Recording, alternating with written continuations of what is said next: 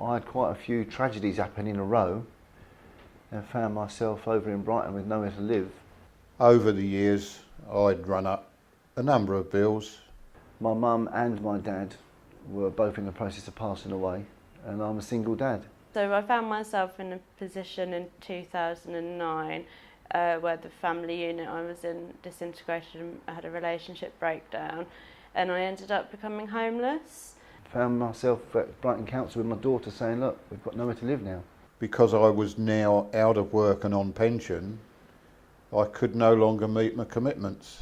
And because of the bipolar disorder, when I was manic, I'd run up a lot of credit card debts.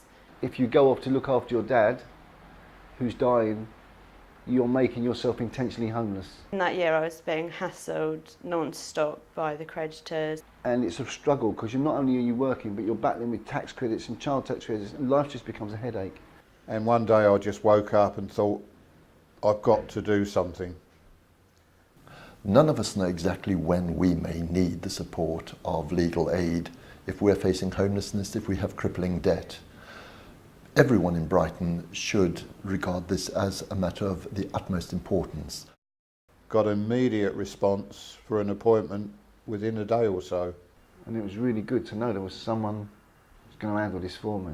You know, I didn't realise how busy they are. I decided I wanted to go for a debt relief order, and so he helped me do all of that.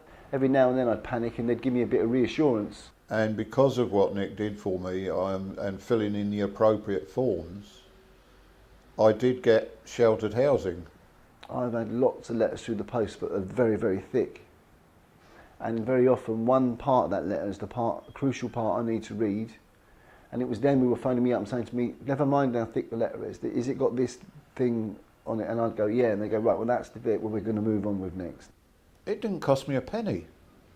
And it really has saved my life. In as much as I've not got any savings now, but I can pay my bills every week as they become due.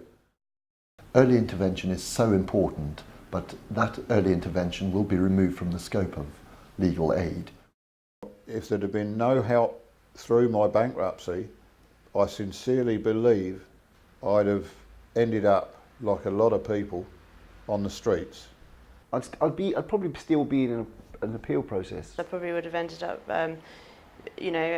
having another relapse and ending up back in hospital. It's almost like you're asking people to do the most important thing at the time when they're the most vulnerable. You know, you need someone to stand in when people are down, who do know the system. For those of us who even can get our head around it, not when you're in trauma, you can't. And it's the wider impact it has as well, you know, the impact on my children and really on, you know, my wider family. I don't think me and my daughter would be together. She's 9. I think myself and my ex-wife are really both supportive of my daughter and my stepson. So she, you know, we wouldn't have wanted my daughter in a situation where I was going from house to house or home to home. You know, I might have not been well enough to bring up my children, and then I would have cost the NHS a lot of money being in hospital and needing more treatment. And it actually doesn't really bear thinking about. This is an opportunity for the community as a whole to come together, regardless of political persuasion, to persuade the government of the importance of legal aid so that the most vulnerable people in society can get that legal representation and advice.